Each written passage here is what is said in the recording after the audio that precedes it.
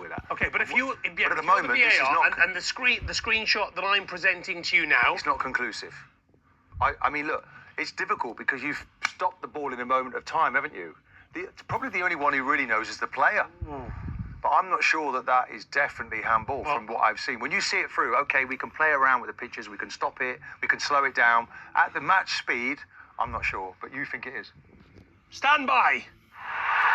Goal at Anfield, John Bennett. Liverpool are in big trouble. Liverpool 0, Nottingham Forest 2. It is Nicola Savona who has scored. They're asleep at the start of this second half, Liverpool. It was down the left-hand side for Nottingham Forest. In the end, it fell to Nico Williams in the box. He got away from a couple of defenders, crossed it in, and Savona was there to find the back of the net. Nottingham Forest could be on course for back-to-back league wins at Anfield for the first time since 1963. Liverpool 0, Nottingham Forest 2. What is happening? This is unbelievable. We'll talk to Asher Martin about this after we go to the King Power. Julia Bold. It's now Leicester 2, Stoke 1. That goal just coming a couple of minutes after the restart, How at the King Power. It was John Ho with the header. He headed it down after it came into him. He was centre of the box. Ashley Phillips headed it over. John Ho's headed it down and has given Stoke an early goal in this. So it is now Leicester 2, Stoke 1. Bayern Munich 5, Freiburg 2, Kilmarnock 1, Motherwell 2. Scott Tiffany with the goal. Nicholas Jackson, by the way, has got Bayern Munich's 5th. They are top of the Bundesliga. Crew 2, Chesterfield 2, and Augsburg have taken the lead against Hamburger. Anton Kade with a goal on 76. Right then, what is going on? What's going on at Liverpool? I don't know how, I can't phrase any other question. What is going on at Liverpool? Well, you know, today we thought, OK, he's going to put things back in place that were pretty well there last year. The front six, apart from Isak being the only change, and that they would give them like an old pair of slippers, they'd suddenly neatly slip back into them. But that's not happening today for Liverpool. And they can't blame VAR for this one because it's just been undone very, very simply. Savannah, the fullback, scored. It's Liverpool on the attack. And the ball just sails over the bar. This is... Whether it's a crisis or it's certainly a major problem for the manager to go that many games. What would it be now? 6 defeats from 7?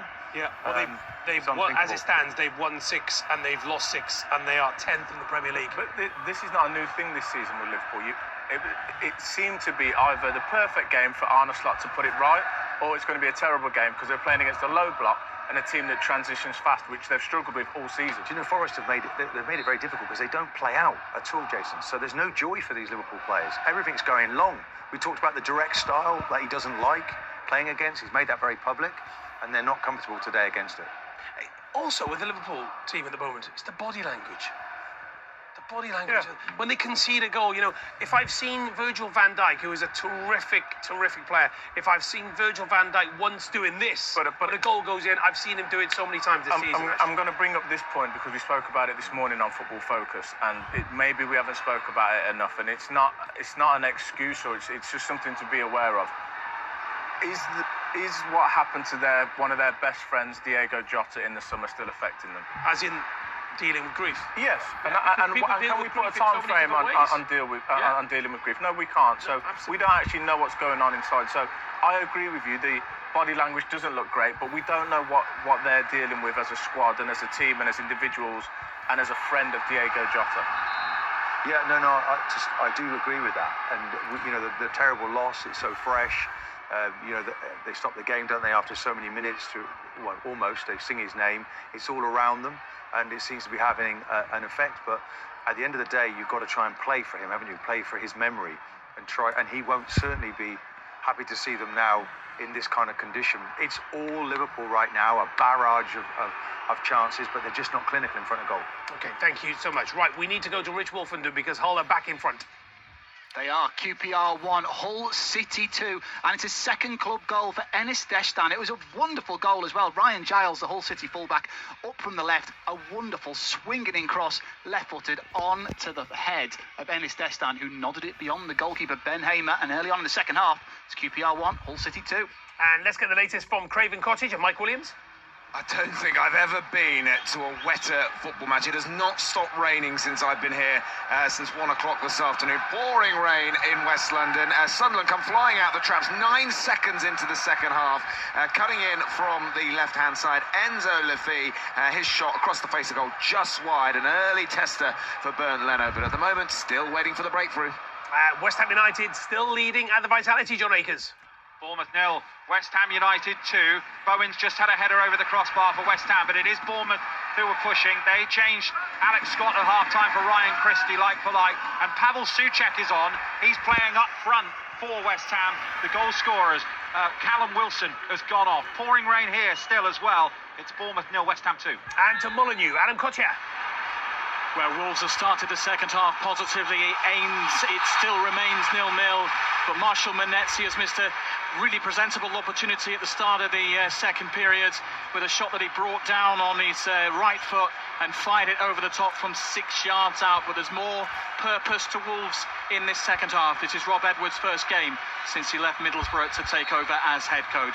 Wolves 0, Crystal Palace 0. Dumbarton won 4-4. Martin Rennie with a goal on 54, and Cameron John has just put Hartlepool United in front against Eastleigh in the National League. One more Premier League game to tell you about. Sam Ashu is at the Amex.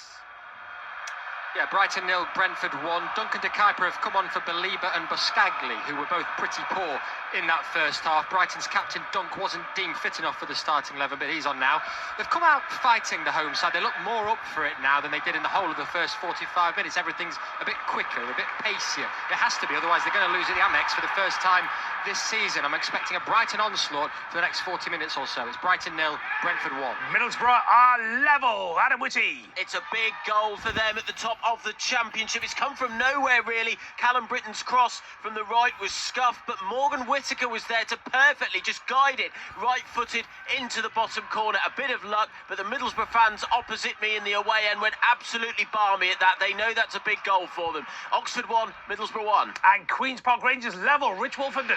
They are. Hull City were in front for just 4 minutes. Jimmy Dunn, the captain, was there. It was a complete miss kick on the edge of the 6-yard box. It looped over the head of Ivo Pandor, and it's been an absolutely ferocious start to the second half here. 2 goals in the first 10 minutes. 2-2. And let's go to Joshua Anodonka, who's got a goal at Fratton Park. Portsmouth 2, Millwall 0. Adrian Segacic has doubled the lead for Pompey. Broken through in the penalty area from the left. It looped the goalkeeper, and it's the classic. Was it a shot? Was it a cross? It doesn't matter if you're a Portsmouth fan, because you lead by 2 goals to 0 here at Fratton Park. Birmingham City battering Norwich City. Sam Fletcher. It's Birmingham 4, Norwich 1. Wow, that is what I would call a patinga. Jay Stansfield got on the end of it. A beautiful ball played in by Damari Gray on the left-hand side again. Jay finds himself one-on-one with the keeper and just smashes it down the middle. They're looking ever so confident. It's Birmingham 4, Norwich 1. Sam, just talk us through that again. What you would call a what? A patinga. It patings off the top and the side and into the back. Pating, I see. Right. Busy word. Like a pinball pating. Pinball wizard. There you go. Right, okay, we're with you. Let's go to Ibrox. Kenny Crawford.